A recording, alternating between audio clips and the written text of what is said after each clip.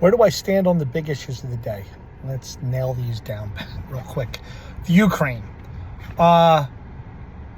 There's obviously a lot of people who know an awful lot more about it than me that have access to secret information that I don't have access to. So as a rule, I would defer to my leaders on this, whoever the president is in Congress.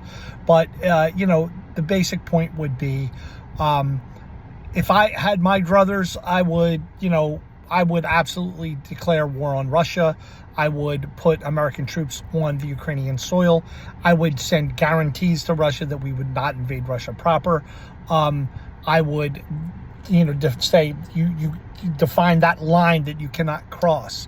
There might be some places where Russia has to be pushed back. There might be some places where Russia can have that area, the Crimea or something like that. I think it was Khrushchev that gave Crimea to the Ukraine back in the 1950s. So maybe, you negotiate away the Crimea for peace. And I would just say, Russia, you can't have anything more. That's it. We'll just repel you. And we can easily do that. I think with the full power of NATO, do that. We don't march on Moscow. We don't attack Russia in any way, shape, or form because, they have 5,000 nuclear weapons. And that's the reason why you wouldn't do it. But it's an interesting point that even if they didn't have nuclear weapons, maybe that would still be the right decision for us. A la George Bush in the first Gulf War, we have a legal mandate to follow to liberate Kuwait. We're not invading Iraq, and so he stuck by that mandate, even though there was probably secret reasons why he did it that way, but still it had the force of law and it felt correct. So that's what I would do. Are you risking nuclear war by being so strict with Ukraine? Yes. But we're risking nuclear war, letting Putin do whatever he wants for how many years from here on out. Sometimes you have to go all in and win a pot. And nuclear war has been hanging over our heads forever. And, I would be like, if Putin uses one tactical nuclear weapon on the battlefield, we'll use 5 against him. And just let him know. You know what I mean? And just don't you reach out for a nuke. Don't reach out for a nuke. We'll just nuke back. So just don't do it. And keep this conventional, and we're absolutely going to beat them in a conventional fight, I think, anyway. And so, that would we just draw the line there. You get nothing else, because if you don't do it now, we'll just have to do it later, and we'll just have to do it later. And then they invade Poland, because, they take over all of Ukraine, and they'll be like, there's some Russian citizens here in Poland that are being mistreated, and there's Nazis in Poland. Now we have to invade Poland, and this happens during, another president who starts to, fracture NATO and, withdraws from it, and everything goes to heck. So I would draw the line here. I would draw the line now, and just that's it. And come what may.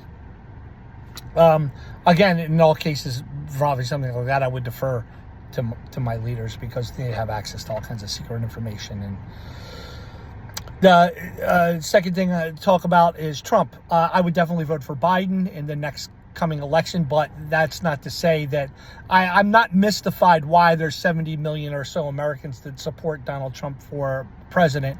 One reason why in the ultimate sense I think that they do is they think America needs some kind of revolutionary change. Something's wrong or something's off about America. There's either too much corruption or certain aspects of left-wing politics have too much power, and they want they want some kind of revolutionary change. So I would suggest that Trump supporters get online with voting for Biden, but they should call simultaneously for an Article 5 constitutional convention.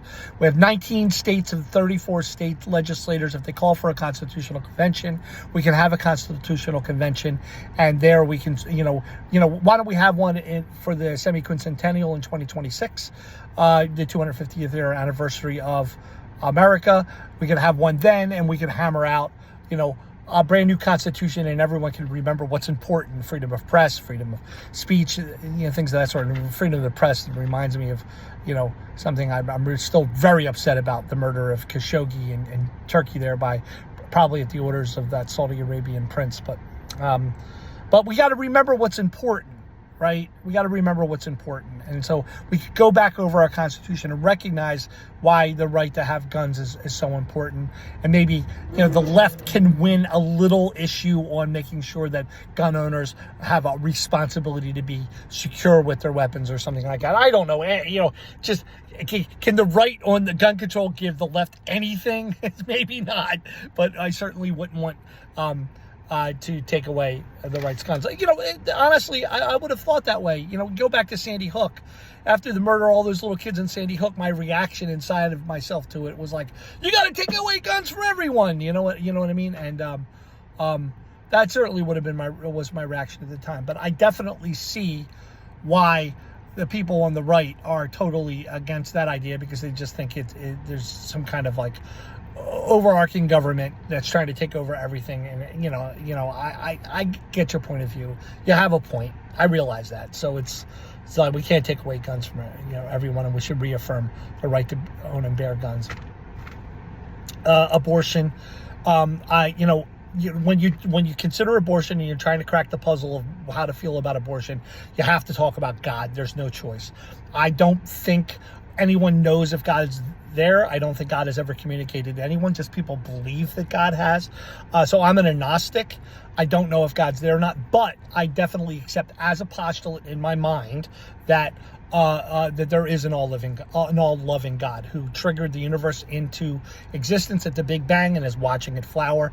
I also tend to think that God does not know what the future is going to be, because it's so complex that he's watching it unfold like a movie. That's how and he's watching. He can't wait to see what happens next.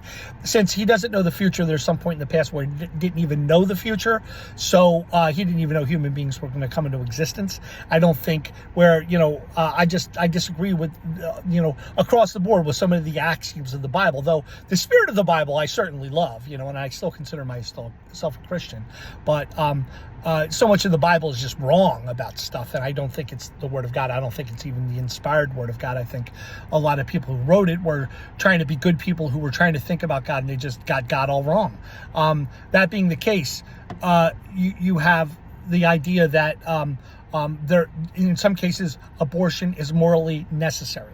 There are cases imaginary cases that certainly have happened that I can develop for you, where if the woman chose not to have an abortion, it would be wrong for her not to have the abortion. Just consider like a mom of 3 children, and she's told that if you're going to have this baby, the 4th baby, you're likely to die, and like an 80% chance of dying. Well, for the sake of the other 3 kids, she should have the abortion. Of course, it's obvious, and she should be able to make that choice. And so and then you can just start to develop the situation all the way down to the other side. Well, I wanted the abortion because I know I'm going to like that guy. He's ugly. Whatever. But the reality is, I'd be offended if I was a woman if somebody says, "Wait a second, we need to judge for you whether or not you said it." No, that's where I toe the line. Some abortions are immoral, some abortions are not. God's probably looking at every abortion that ever happened going like, that was probably a good choice. And some other abortions like, oh God, her life would have been a lot better if she just had the child. But I really do think that that's the truth about the case. And strike me down with some lightning if I'm wrong. You know what I mean? That therefore, my final point about it is that it should not be criminal.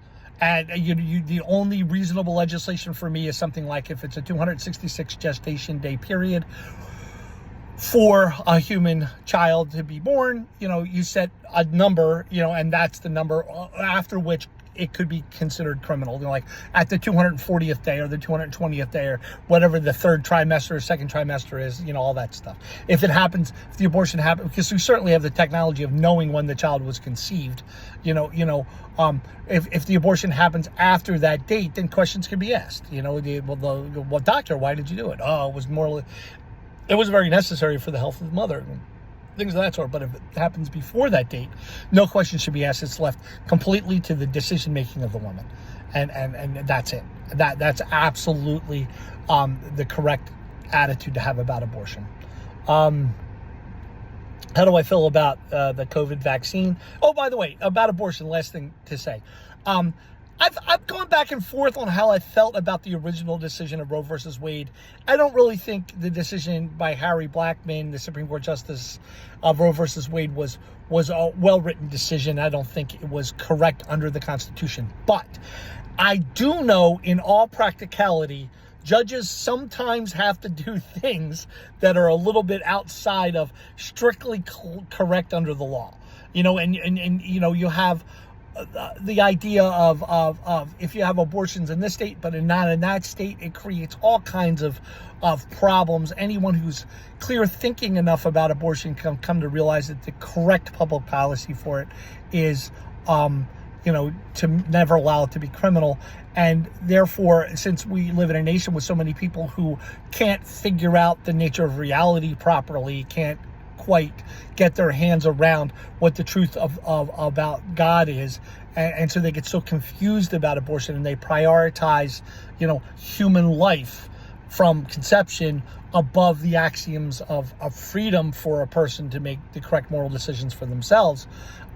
Since they misorder those axioms in their minds, it's probably best for the United States Supreme Court. It was probably best for the United States Supreme Court to just decide the case and get it out of the public sphere so that we could stop talking about it, and because it is such a powerful distraction from focusing on the things that really matter, like economic issues and things of that sort.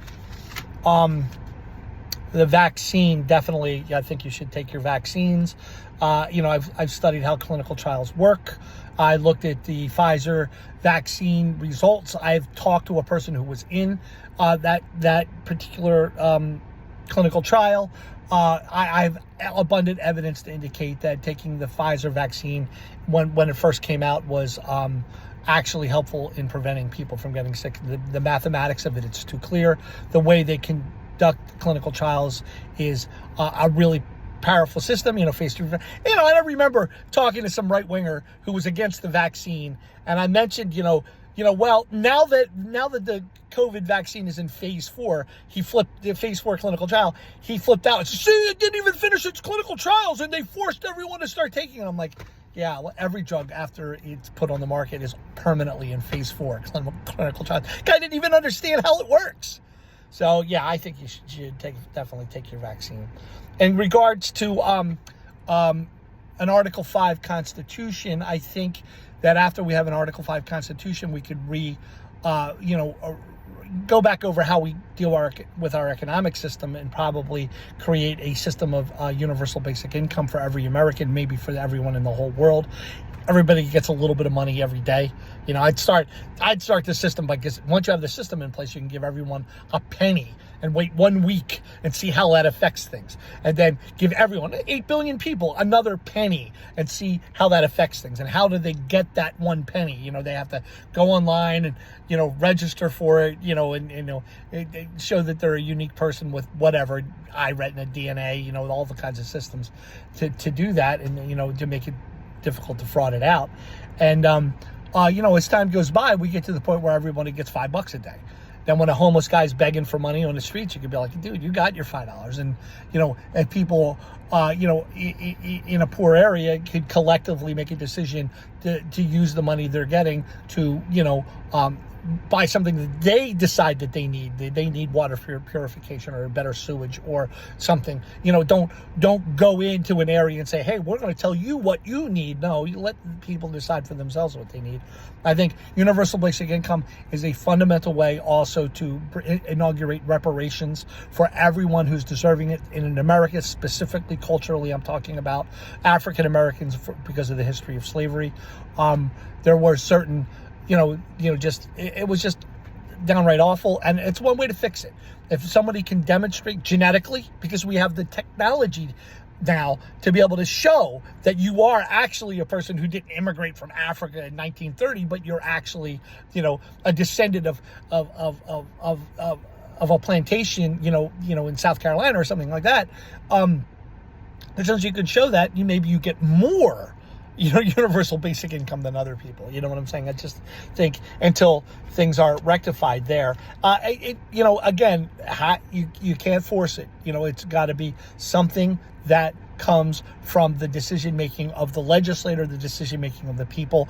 And of course, reparations can always come from private individuals who just decide to do it.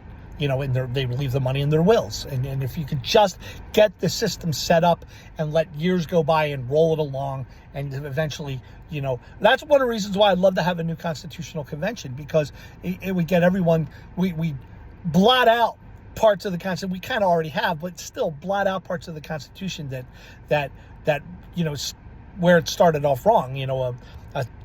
A black man is 3/5 of a man. Why? Because why did it say 3/5 of a man? So, because it was a compromise. If you were a slave owner and you own 5 slaves, you get to cast 3 votes for the 5 slaves, right? And you get to cast 1 vote for yourself, I guess. So that's why the idea of 3/5 of a man. Well, that in a way is still in the Constitution. Of course, it's been changed, but it's like it's time to rewrite that whole thing and get rid of that ugliness from the past. And you could also, in a new constitutional convention, you can directly address things that were wrong, of the past. Did we steal this land from the Indians? You know what I'm saying? I personally don't think it was an act of conquest. I don't think we stole it. I think it was an act of necessary conquest because of the various wars in Europe. We're going to compel one group. I wish my hair would fix. We were going to, one group was going to, take the resources of this land so that they could keep fighting the other groups and have the upper hand on them.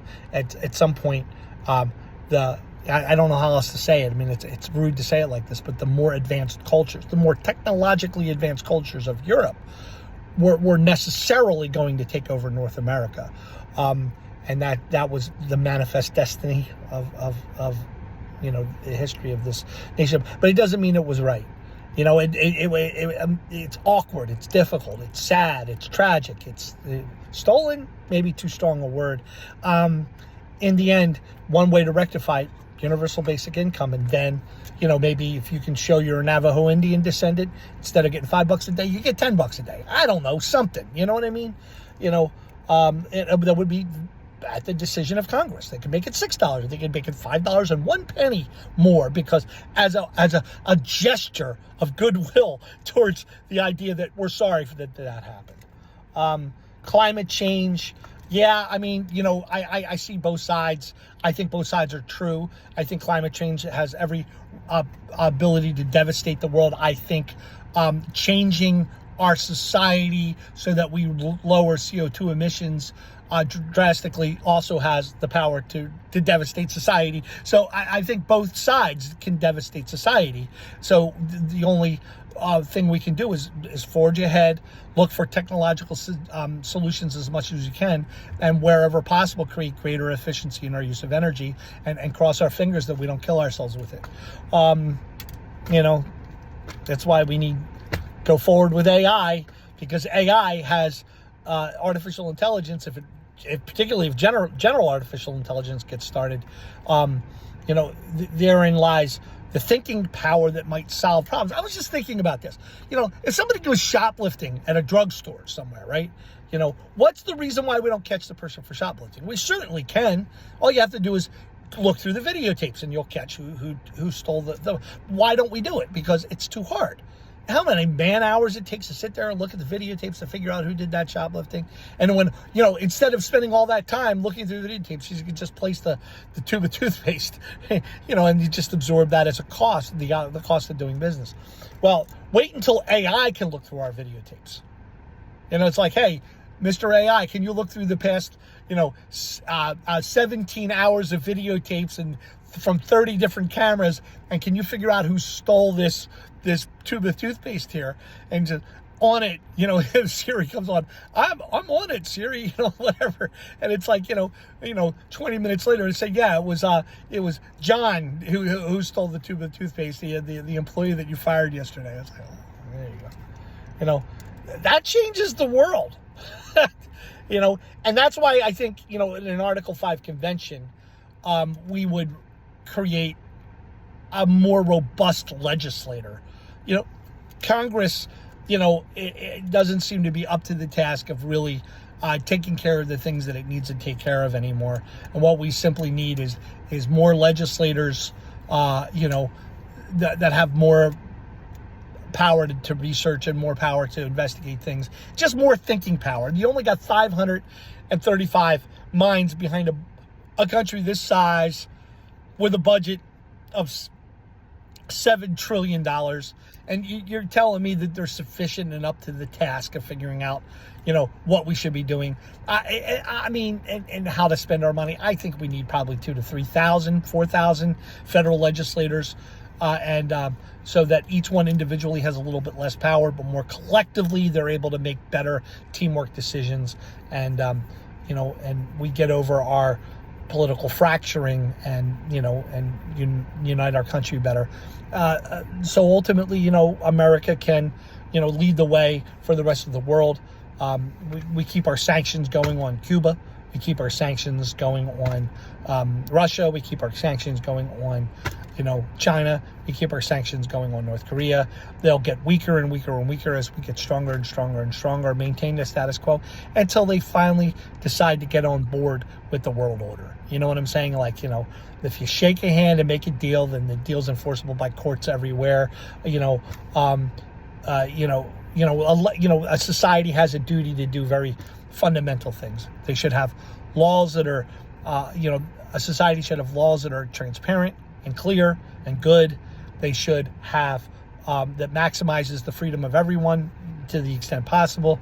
Laws should be designed to make sure that the youth get educated. And this, unfortunately, this could be a little bit of a dig at Islam or whatever, but it's like you gotta educate your kids. All your kids, your girls particularly, they need to be educated. And if there's any society out there that makes a decision not to educate their girls because of the scriptures of some old religious book, well, I'm just not, I just don't get that. Every child deserves a good education, an opportunity to get a good education. And we should definitely spend our money to make sure that happens the world over. And, using military force to enforce that, I mean, maybe in 50 years or something, once, the whole world is, once the world order once all the countries that focus on the basic rights of human beings are so powerful, we're just not going to tolerate anyone not doing it, But I mean, I don't know if I'm reading Islam right, because of what the Taliban is doing in Afghanistan is that, really indicative of what Islam is about. And, there's so much disagreement there. I don't even know what to say. What am I still talking about? Yeah, those are how I feel about all the hot button issues of the day. Hey, put questions. I'll try to answer them. I'm still working on that pamphlet that I'm going to start to use when I go out on my preaching missions. All right, love y'all.